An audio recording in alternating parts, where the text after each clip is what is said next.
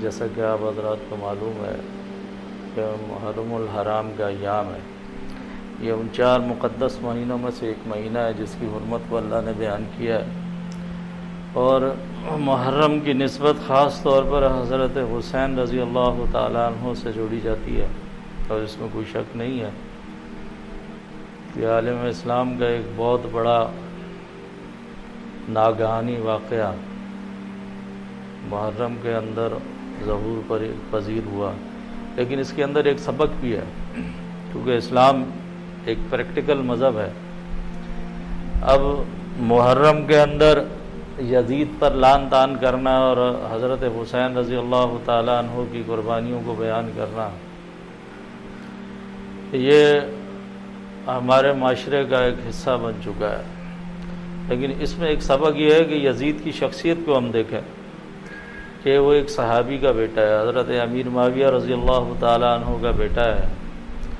اور حضرت امیر معاویہ حضرت ابو سفیان رضی اللہ تعالیٰ عنہ کے بیٹے ہیں، یعنی باپ بھی صحابی ہے اور دادا بھی صحابی ہے، اور ان کی جو پھپھی ہیں حضرت معاویہ رضی اللہ تعالیٰ عنہ کی بہن،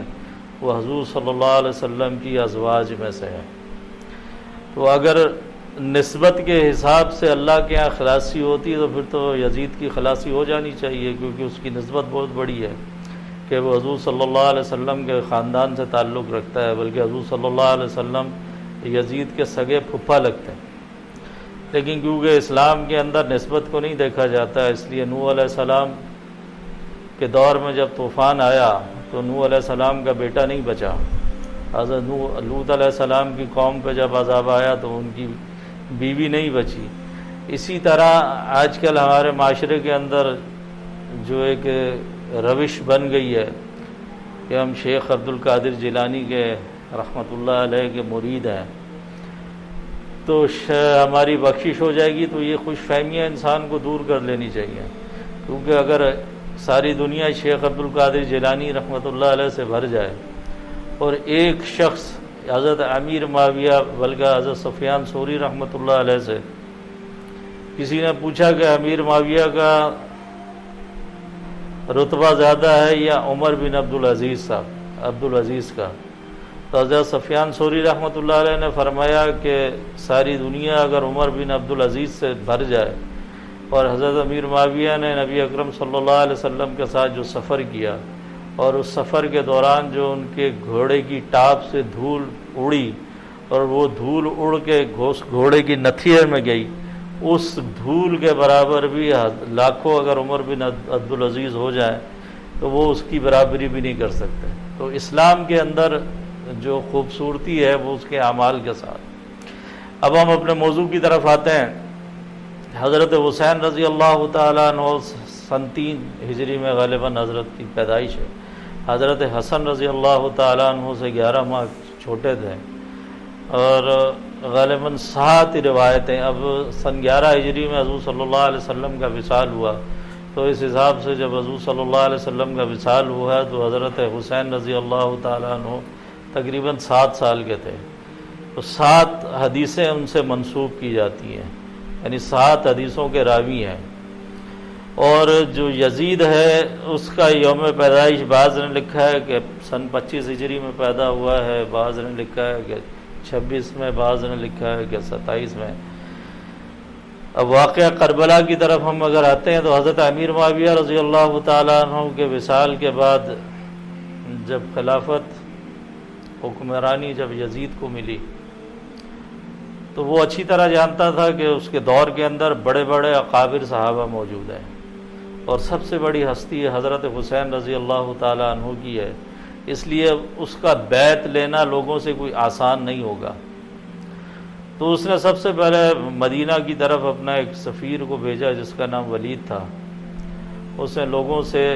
بعض لوگوں سے زبردستی یزید کی بیعت لی۔ حضرت عبداللہ ابن زبیر رضی اللہ تعالیٰ عنہ مکہ کی طرف روانہ ہو گئے، اور حضرت حسن رضی اللہ تعالیٰ عنہ حسین رضی اللہ تعالیٰ عنہ نے فرمایا کہ میں مشاورت کے بعد یزید کی بیعت کے بارے میں بات کروں گا۔ اب یزید کا کردار اگر ہم اسلامی تاریخ کے اندر دیکھیں تو یہ ایک لغو قسم کا انسان تھا، شراب اور شباب کی محفلوں سجاتا تھا، بلکہ بعض جگہ لکھا ہوا کہ حضرت حسین رضی اللہ تعالیٰ عنہ ایک مرتبہ یزید کی مجلس میں جب گئے تو وہ شراب پی رہا تھا، تو حضرت حسین نے پوچھا کہ یہ کیا چیز ہے؟ اس نے کہا یہ شام کی بہترین شراب ہے، اور ایک جام بھر کے اس نے حضرت حسین کی طرف بڑھایا کہ آپ بھی اس کو پئیں۔ تو حضرت حسین رضی اللہ تعالیٰ عنہ نے فرمایا اس کو پینا تو درکرار ہے، میں اس کو دیکھنا بھی پسند نہیں کرتا۔ تو حضرت حسین رضی اللہ تعالیٰ عنہ بھی مکہ کی طرف روانہ ہو گئے۔ حضرت مجدد الثانی رحمۃ اللہ علیہ نے لکھا ہے کہ کوفہ سے 12,000 کے قریب مکتوب آئے، خطوط آئے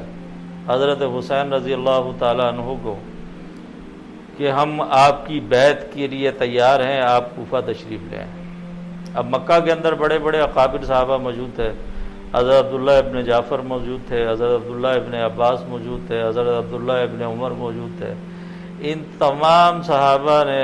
حضرت حسین رضی اللہ تعالیٰ عنہ سے درخواست کی کہ کوفہ کے لوگ جو ہیں یہ قابل اعتبار نہیں ہیں، آپ قطعاً کوفہ کی طرف سفر نہ کریں۔ تو حضرت حسین رضی اللہ تعالیٰ عنہ نے ان کے مشورے کو مد نظر رکھتے ہوئے حضرت مسلم ابن عقیل رضی اللہ تعالیٰ عنہ کو کوفہ بھیجا کہ پہلے جا کے کوفہ کے حالات وہ دیکھ لیں، اگر حالات موافق ہوئے تو سفر پہ نکلیں گے، اور اگر حالات موافق نہیں ہوئے تو حضرت حسین کا ارادہ سفر کا نہیں تھا۔ اور یہاں تاریخ دانوں نے ایک بات لکھی ہے کہ حضرت حسین کا سفر عراق کی طرف قطعاً جنگ کے لیے نہیں تھا، اس لیے کہ جب کوئی شخص جنگ کے ارادے سے جاتا ہے تو وہ اپنے کنبے کو ساتھ لے کے نہیں جاتا، اس میں حضرت علی اصغر بھی ہیں جو چھوٹے سے بچے ہیں، 10-8 ماہ ان کی عمر ہے، ان کی بیویاں بھی ہیں، حضرت حسین کی بڑی بہن حضرت زینب رضی اللہ تعالیٰ عنہا بھی ہیں۔ تو جب جنگ کے ارادے سے آدمی جاتا ہے تو اپنے خاندان کو لے کے نہیں جاتا، تو حضرت حسین رضی اللہ تعالیٰ عنہ کو یہ سفر قطعاً جنگ کے لیے نہیں تھا۔ حضرت مسلم بن عقیل رضی اللہ تعالیٰ عنہ جب کوفہ پہنچے تو لوگوں نے ان کی بڑی پذیرائی کی اور ان سے اس بات کا اظہار کیا کہ ہم حضرت حسین رضی اللہ تعالیٰ عنہ کے ہاتھ پر بیعت کرنے کو تیار ہیں۔ یا دو چیزیں ہیں، تاریخ کے اندر یہ لکھا جاتا ہے کہ جی یہ سارا معاملہ ابن زیاد نے کیا، یزید اس سے مطلقاً بے خبر تھا۔ تو ہم اپنی گفتگو کے دوران اس کا جائزہ بھی لیں گے، کیا واقعی یزید مطلقاً بے خبر تھا یا یزید نے یہ پلاننگ سے یہ کام کیا؟ حضرت نعمان بن بشیر رضی اللہ تعالیٰ عنہ جب مسلم بن عقیل رضی اللہ تعالیٰ عنہ جب پہنچے ہیں کوفہ، تو نعمان بن بشیر رضی اللہ تعالیٰ عنہ کوفہ کے گورنر تھے، اور جب کوفہ کے لوگوں نے حضرت حسین رضی اللہ تعالیٰ عنہ کی بیعت کا اصرار کیا تو اس وقت حضرت نعمان بن بشیر رضی اللہ تعالیٰ عنہ نے ان پہ کوئی سختی نہیں کی۔ تو یزید کو جب اس بات کا پتہ چلا تو اس نے فوری طور پہ ان کو معزل عہدے سے ہٹایا، اور اس کی جگہ اس نے عبید اللہ ابن زیاد کو، بڑا شفاف انسان تھا، اس کو کوفہ کا گورنر بنایا۔ تو پہلی بات تو یہ ہے کہ یہ ایک تدبیر اس نے کی حضرت حسین سے رضی اللہ تعالیٰ عنہ سے بیعت لینے کے لیے۔ اگر ہم یہ کہیں کہ جی اس کی نیت کے اندر فطور نہیں تھا تو اس کا فطور تو اس عمل سے ہی ظاہر ہو جاتا ہے کہ اس نے نعمان ابن بشیر رضی اللہ تعالیٰ عنہ جیسے صحابی رسول کو ہٹا کر اس نے عبید اللہ ابن زیاد جیسے فاسق اور فاجر انسان کو کوفہ کا گورنر بنایا۔ اسی دوران یہ قافلہ سفر کرتا ہوا کربلا کے قریب پہنچا، عمیر ابن زید کو 1000 کا لشکر دے کے ابن زیاد نے حضرت حسین رضی اللہ تعالیٰ عنہ کے پاس روانہ کیا، اور اس نے اس بات کا اصرار کیا کہ کسی طرح حضرت حسین کو راضی کرو کہ وہ یزید سے بیعت کریں۔ جب ان کے مذاکرات ہوئے تو حضرت حسین رضی اللہ تعالیٰ عنہ نے فرمایا کہ میں مطلقاً کوئی جنگ کے لیے یا نہیں آیا ہوں، یا تو تم مجھے اپنے خلیفہ سے ملوا دو یزید سے، یا مجھے تم واپس جانے دو۔ یا مجھے مسلم ممالک کی کسی سرحد کی طرف جانے دو۔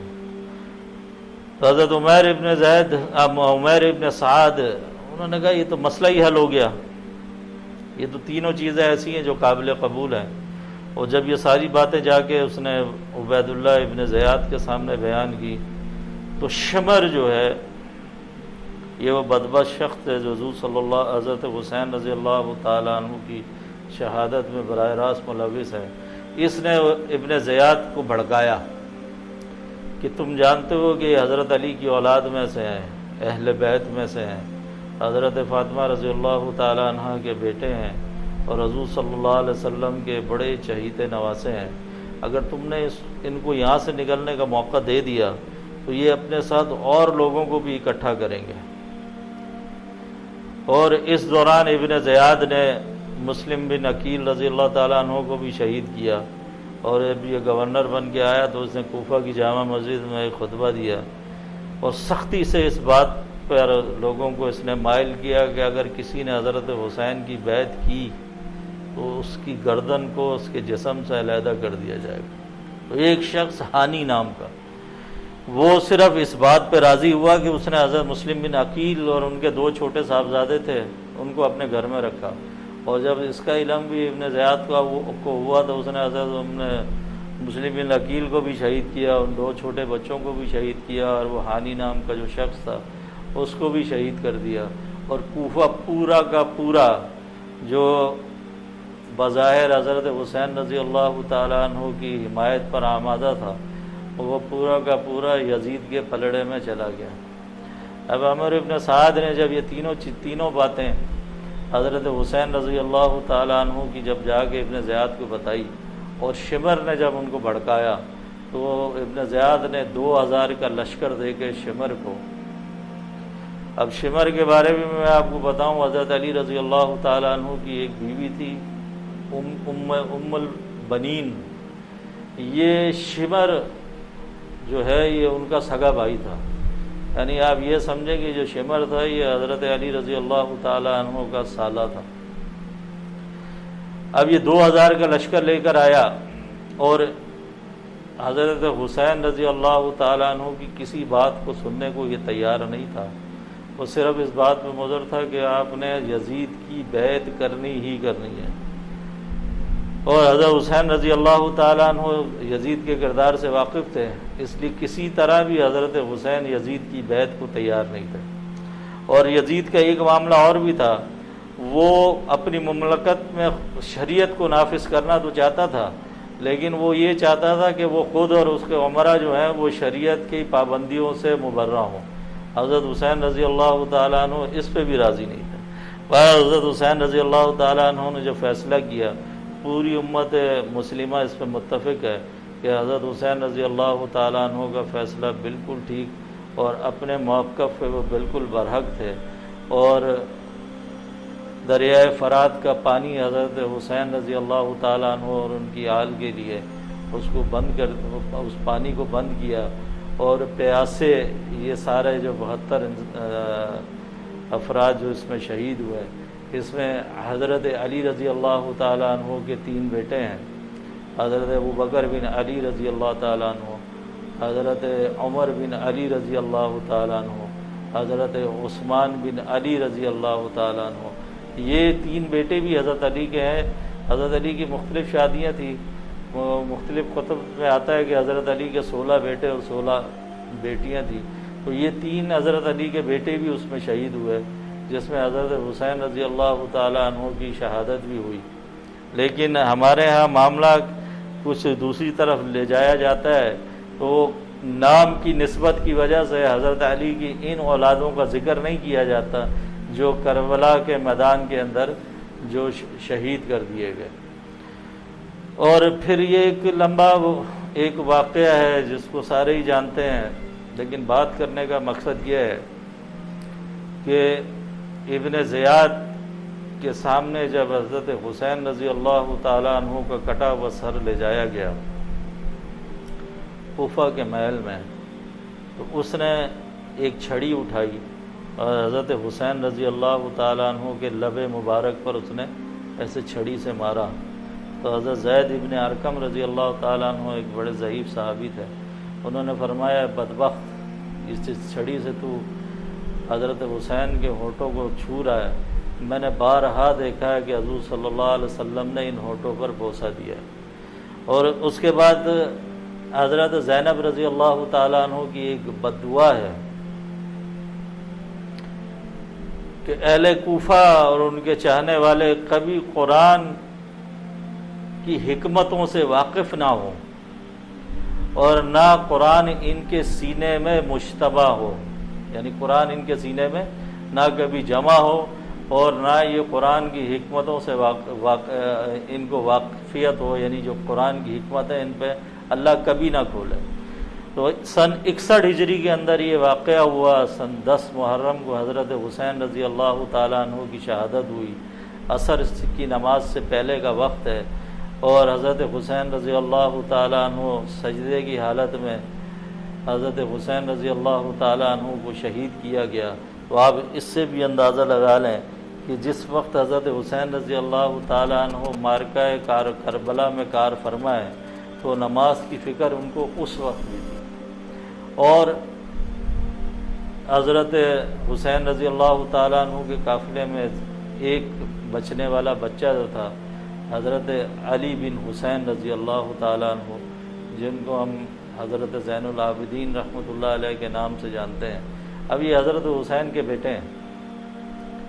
اگر انسان مسلمان کی بچت ان چیزوں سے ہو جاتی نا کہ ہم کسی کے مرید ہیں تو یہ ہمیں خلاصی دلا دے گا، یا ہمارا نسب بہت بڑا ہے تو یہ ہمیں خلاصی دلا دے گا، تو سب سے بڑا نسب تو اہل بیت کا ہے۔ اور حضرت امام زین العابدین رحمۃ اللہ علیہ کے بارے میں آتا ہے کہ جب حج کے لیے تشریف لے جاتے تھے، اونٹ پہ بیٹھتے ہوئے جب تلبیہ پڑھتے تھے، لبیک اللہم لبیک، جب بھی انہوں نے پڑھا تو غش کھا کے گر جاتے تھے۔ تو لوگ پوچھتے تھے کہ حضرت یہ جب بھی آپ تلبیہ پڑھتے ہیں آپ بے ہوش ہو جاتے ہیں، اس کی وجہ کیا ہے؟ تو فرماتے تھے میں تو کہتا ہوں کہ لبیک لبیک اللہم لبیک، یا اللہ میں حاضر ہوں، کہیں ایسا نہ ہو کہ اللہ کہتا ہو کہ مجھے تیری حاضری قبول نہیں۔ یعنی اتنا اپنی آخرت کا خوف حضرت امام زین العابدین رحمۃ اللہ علیہ جو اہل بیت کے سرخیل ہیں ان کو ہے، تو پھر میری اور آپ کی کیا حیثیت ہے؟ تو اسلام کا حسن اور خوبصورتی جو ہے، اس بات کو اب ختم کرتے ہوئے کہ اسلام کا حسن اور اسلام کی خوبصورتی اعمال کے ساتھ مزین ہے، اس کے اندر حسب نسب نہیں چلتا۔ حضور صلی اللہ علیہ وسلم کی ایک مشہور حدیث ہے، حضرت فاطمہ رضی اللہ تعالیٰ عنہ سے فرمایا، حضرت عائشہ رضی اللہ تعالیٰ عنہ سے اور صحابیات سے، اللہ کہیں بیشی معاف فرمائے، کہ دنیا میں تم مجھ سے جو چیز چاہتے ہو مجھ سے لے لو، آخرت کے دن میں تمہارے کسی کام نہیں آؤں گا۔ وجہ اس کے کہ حضور صلی اللہ علیہ وسلم کو شفاعت کا حق بھی حاصل ہے، لیکن حضور صلی اللہ علیہ وسلم نے تنبیہ فرمائی اس بات کی کہ اگر تم محمد صلی اللہ علیہ وسلم کے بیٹے بھی ہو اور محمد صلی اللہ علیہ وسلم کی بیٹیاں بھی ہو تو اللہ کے ہاں نسبت کا کوئی عمل دخل نہیں ہے۔ عبداللہ ابن زیاد، عبداللہ ابن ابی ابن سلول جو رئیس المنافقین کہلایا جاتا ہے، آج کل تو ہم دیکھتے ہیں نا کسی کے گھر میں کوئی تبرک رکھی ہوئی ہو کہ فلاں بزرگ سے ہے، ظاہر کسی بزرگ کی نسبت سے ہے تو اس کی قیمت تو پھر اس نسبت سے بڑھ جاتی ہے۔ لیکن آپ اس چیز کی طرف بھی غور کریں کہ عبداللہ ابن ابی کا جو کفن تھا وہ حضور صلی اللہ علیہ وسلم کا کرتا ہے، عبداللہ ابن ابی کا جنازہ پڑھانے والے حضور صلی اللہ علیہ وسلم ہیں، عبداللہ ابن ابی کو قبر میں اتارنے والے حضور صلی اللہ علیہ وسلم ہیں، لیکن اللہ نے قرآن کے اندر آیت اتار دی کہ اگر آپ 70 مرتبہ بھی اس کا نماز جنازہ پڑھیں تو پھر بھی میں اس کی مغفرت نہیں کروں گا۔ تو اللہ کے ہاں جو مقدم ہے وہ ایمان ہے۔ تو واقعہ کربلا اور محرم کے حوالے سے جہاں ہم ان شہداء کی قربانیوں کو یاد کرتے ہیں، ہمیں اس بات کا بھی خیال کرنا چاہیے کہ یزید نسبت کے اعتبار سے بہت بڑا انسان تھا، لیکن اعمال کے اعتبار سے اتنا کمزور تھا کہ حضرت امام احمد ابن حنبل اس بات کے قائل تھے تو وہ یزید کو لعنتی بھی قرار دیتے تھے۔ اور حضرت امام ابن حنبل رحمۃ اللہ علیہ سے کسی نے پوچھا کہ آپ نے اپنی مسند کے اندر یزید سے کوئی روایت نقل نہیں کی؟ حضرت امام ابن حنبل رحمۃ اللہ علیہ نے فرمایا کہ میں اپنی مسند کو یزید کے نام سے کالا کرنا نہیں چاہتا۔ تو اللہ تعالی ہمیں اپنی طرف رغبت دلائے، اور یہ جو شہداء ہیں اور یہ جو عظیم لوگ ہیں، اللہ ہمیں ان کے نقش قدم پہ چلنے کی توفیق عطا فرمائے۔ وآخر دعوانا والحمد للہ رب العالمین۔